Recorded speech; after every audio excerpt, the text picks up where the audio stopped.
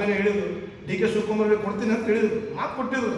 ನೋಡಿ, ಮಾತು ಕೊಟ್ಟ ಮೇಲೆ ಮಾತಿನ ಮೇಲೆ ನೆಲಗಿ ಮೇಲೆ ಇಡ್ತಾ ಇರ್ಬೇಕು, ಯಾರೇ ಆಗಲಿ, ನಾನಾಗಿರ್ಬೋದು, ಮಾಧ್ಯಮದವ್ರು, ಅದು ನಿಭಾಯಿಸ್ಬೇಕು. ಅದು ಈಗ ಹಿಂದಕ್ಕೆ 5 ವರ್ಷ ಸಿದ್ದರಾಮಯ್ಯ ಮನೆ ಮುಖ್ಯಮಂತ್ರಿ ಅವರ 5 ವರ್ಷ ನಡೆಸಿರಿ, ಈಗ ಕೂಡ 30 ತಿಂಗಳು ನಡೆಸಿರಿ. ಈಗ ಹೊಸ ಜನಕ್ಕೆ ಸ್ವಲ್ಪ ಅವಕಾಶ ಮಾಡಿ ಕೊಡಬೇಕು. ಆಕಾಂಕ್ಷಿ ತುಂಬ ಜನ ಇದ್ದಾರೆ, ನಾನು ಆಗ್ತೀನಿ ಅಂತ. ನಮ್ಮ ಯಾರು ಭಾಳಷ್ಟು ಜನ ಈಗ ನಮ್ಮ ಪ್ರೇಕ್ಷ ಅವರು ಕೂಡ ಆಕಾಂಕ್ಷಿ ಇದ್ದಾರೆ.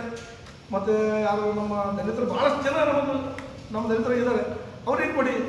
ಅದೆಲ್ಲ ಬಿಟ್ಬಿಟ್ಟು ನೀವು ನನ್ನದೇ ಆಗಬೇಕು, ಪ್ರತಿಯೊಂದು ನನ್ನದೇ ಬೇಕು, ಇನ್ನೂ 30 ತಿಂಗಳು ನಾನು ನಡೆಸ್ತೀನಿ ಅಂತ ಹೇಳ್ತಿರಲ್ಲ ಮಾನ್ಯ ಮುಖ್ಯಮಂತ್ರಿ ಸಿದ್ದರಾಮಯ್ಯ, ತಪ್ಪು ನಿಮ್ಮದು.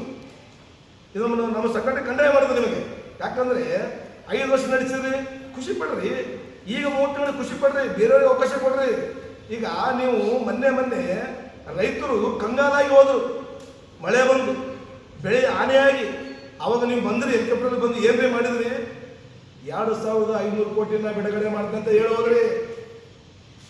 ಇನ್ನೂ ಕೂಡ ಯಾರ ರೈತರಿಗೆ ರೊಕ್ಕ ಮುಟ್ಟಿಲ್ರಿ. ನಿಮ್ಮದು ಜನ ಆತ್ಮಹತ್ಯೆ ಮಾಡ್ತಿದ್ದಾರೆ, ಬೀದಿಗೆ ಬಂದಿದ್ದಾರೆ, ಸಾಯ್ತಾ ಇದ್ದಾರೆ. ಯಾಕೆ?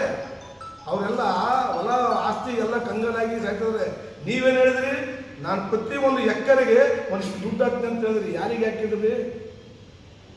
ಈಗ ಅದು ಬಿಟ್ಟು ಈಗ ನಾನು ಸಿಎಂ ಮಾಡ್ತೀನಿ, ನೀನು ಸಿಎಂ ಮಾಡ್ತೀನಿ ಅಂತ ನಿಮ್ಮ ಜಗಳದಲ್ಲೇ 2 ತಿಂಗಳಾಯ್ತು. 2 ತಿಂಗಳು ಇನ್ನು ಯಾರಿಗೆ ಮಾಡಕ್ಕೆ ತಯಾರಿಲ್ಲ ನೀವು.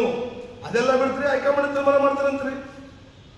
ಹೈಕಮಾಂಡ್ ಏನು ತೀರ್ಮಾನ ಮಾಡುತ್ತೆ ಹೇಳ್ಬೇಕು ನೀವು.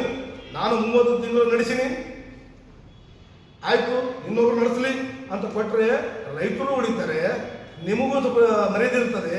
ಮ್ಯಾಲ ಹೈಕಮಾಂಡ್ ಸ್ವಲ್ಪ ಶಾಂತಿಯಾಗಿರ್ತಾರೆ. ಎಲ್ಲ ಬಿಡ್ತೀರಿ, ಕಿತ್ತಾಡ್ಕೊಂಡು ಜಗಳ ಕುಂದಿರ್ತೀರಿ. ಎಷ್ಟು ಕುಂದಿರ್ತೀರಿ? ಇನ್ನು 6 ತಿಂಗಳು ಹಂಗೆ ಹೋಗ್ತೀರಿ.